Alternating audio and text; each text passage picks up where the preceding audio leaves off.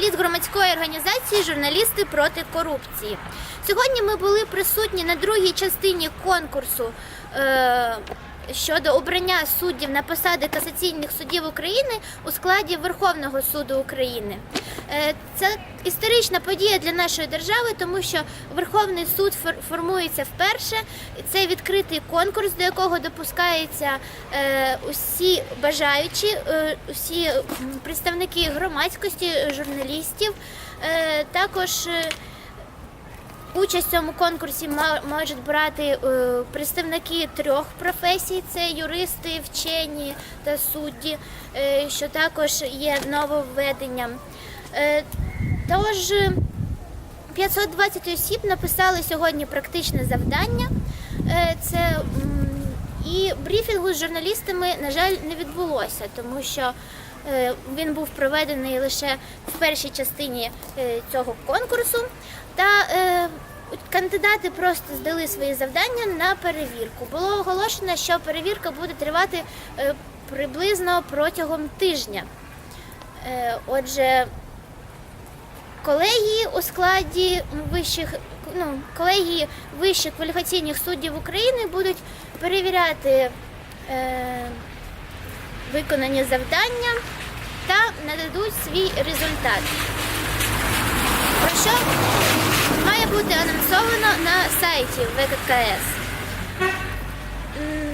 Відмінною рисою стане те, що в цей раз ці роботи будуть не просто деперсоніфіковані, а також буде відсутній код кожного кандидата, який надається.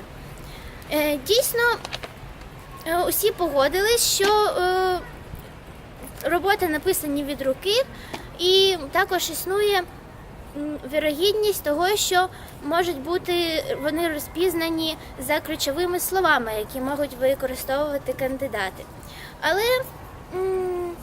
всі спостерігачі, які були присутні, вважають, що це маловірогідно, а голова ВККС Сергій Козяков те, що можна буде впізнати почерки кожного кандидата, взагалі вважає, що це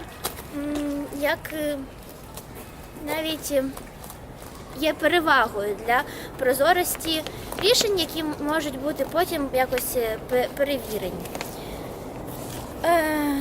Отже, ми можемо лише тут розвести руками і подивитися, що буде далі, які результати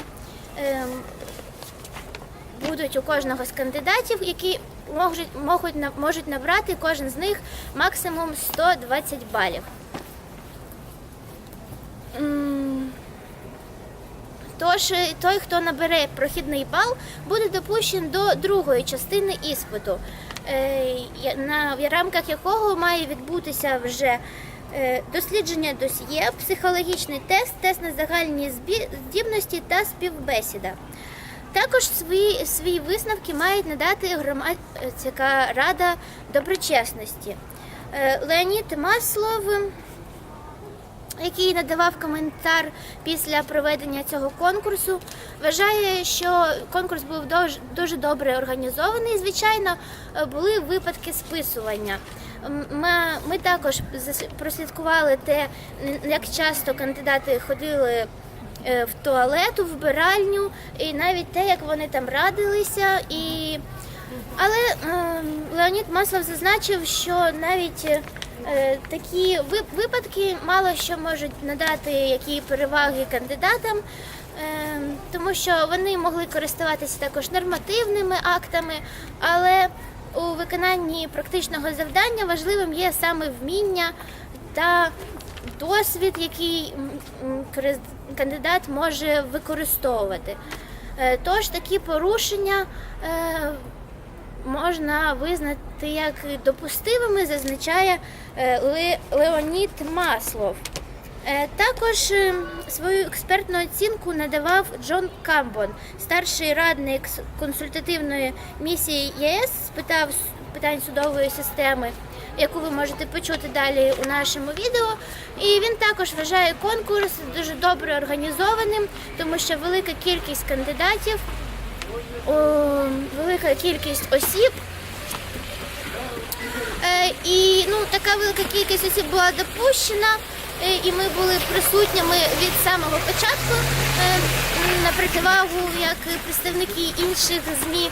І, якщо чесно, постає як питання, чому було допущено аж стільки кандидатів, чому, можливо, це також якесь замилювання очей.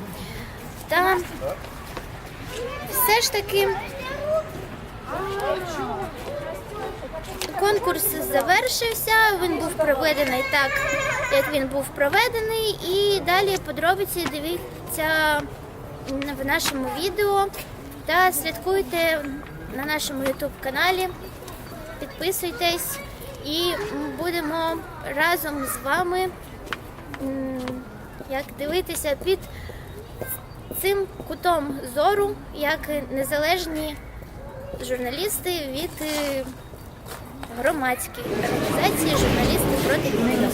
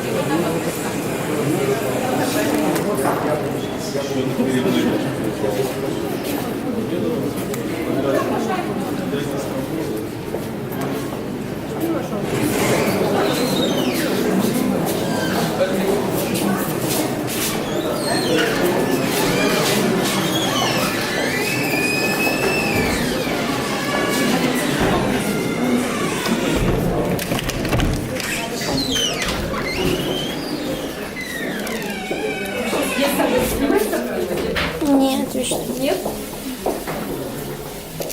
А что вы делаете? Стою в очереди. Ой, девочки, очередь? Да.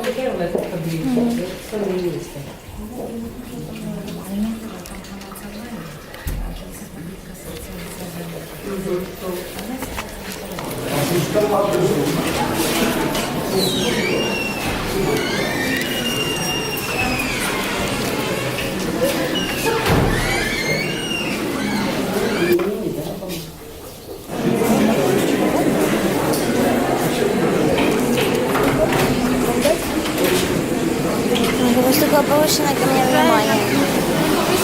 Вы стоите, загадываете. Я спросила, зачем.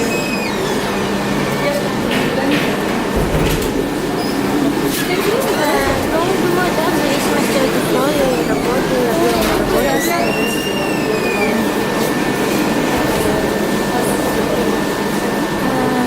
живую я меня вообще не интересует.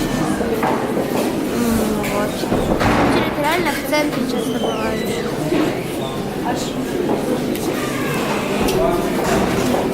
В принципе, мне удобно туда добираться, да.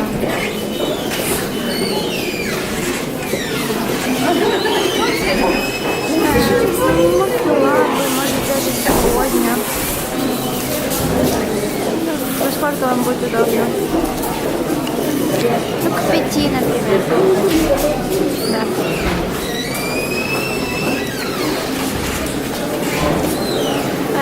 Да, рядом. Да, порядок 22.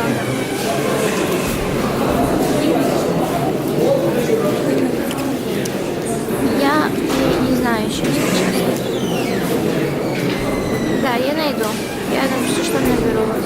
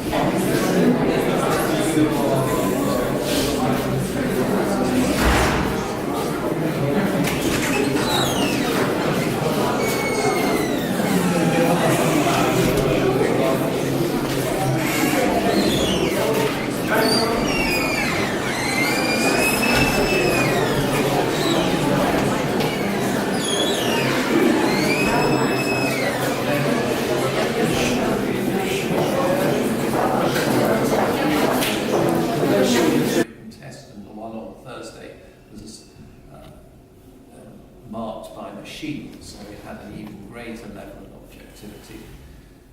The candidates are anonymous, so from that point of view, the people marking the tests won't know whose paper they're marking.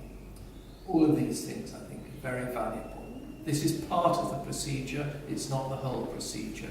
There are other aspects that also need to take place, and we don't know the outcome, but this part of the procedure, I think, is a positive development, and one that is unusual, because you don't have a situation in which all the judges on a court are having to apply for their positions along with a lot of other people.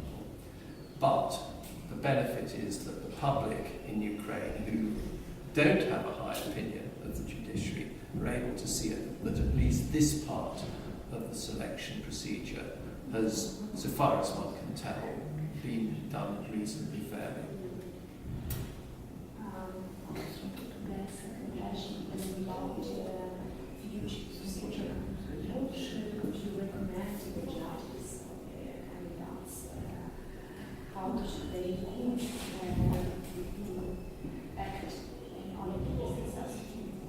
Well, I'm not sure I'm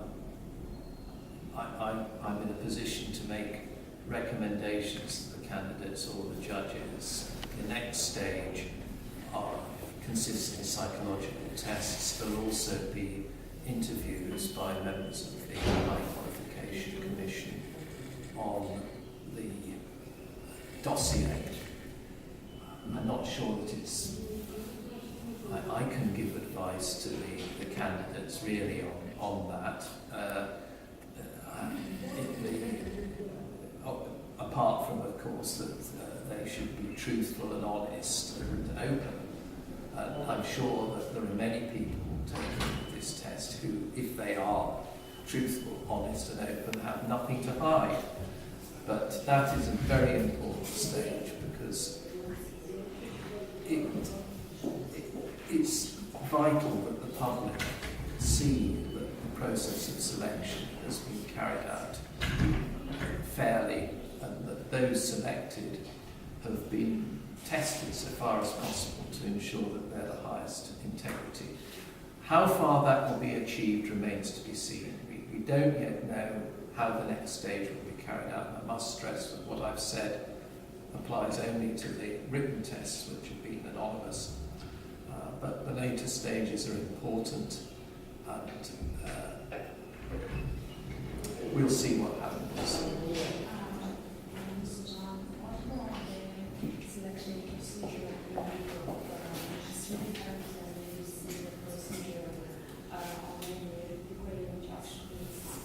Well, every country creates a system that's best for it. Ukraine has a particularly difficult situation to deal with. There is widespread corruption within the judiciary, and the public does not trust the judiciary. That has to be dealt with, and it can't be dealt with overnight. You can't wave a magic wand and solve that sort of profound problem. It's therefore necessary to take a radical approach, and a radical approach has been taken here. How successful it will be remains to be seen, but a radical approach is justified.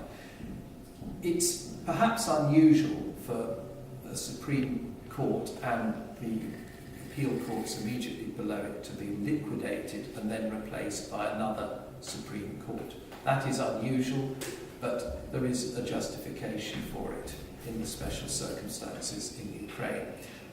But there are comparisons. One can draw out comparisons with practices in Europe. There is an increasing use of written tests in the process of selecting judges. And in addition to that, there's also a wish to have greater transparency in the process. What has happened today and on Thursday is at the very top end of the scale. It's very, very transparent, and there is a lot of weight is being put on a written test for the positions of the highest court in the country. That is unusual, but it's part of a general trend that's observable throughout Europe. last question, it's more just testing procedure, just like when slide question or draw question. It's about testing procedure and through books. Yes. Do you have a lot of tests to younger and was it allowed to bring the books or some legislation? Right. Right. Is it good? Was it good? Well, I think I have taken legal exams in law in which I've been permitted to take in particular books. Yes, that has happened. Very often you find that how well you do depends not on looking in the right place in the book you have in front of you, but on knowing or being able to do whatever it is you're being asked to do. In an exam on law, having the books with you can help you, but only so much, not to a huge extent. So I think the fact that you go around the room and see people with lots of books on the desk isn't a cause for concern, because at the end of the day, how well the person does will depend mainly on their ability, and they won't be at any particular advantage from looking in one book rather than another book. That I think plays a small part in the testing, in the determining what in fact the person will be writing. So I don't, what I've seen today, the fact that people are able to bring in a lot of books, I don't see that as a problem. I think that it's quite reasonable to have an exam in law.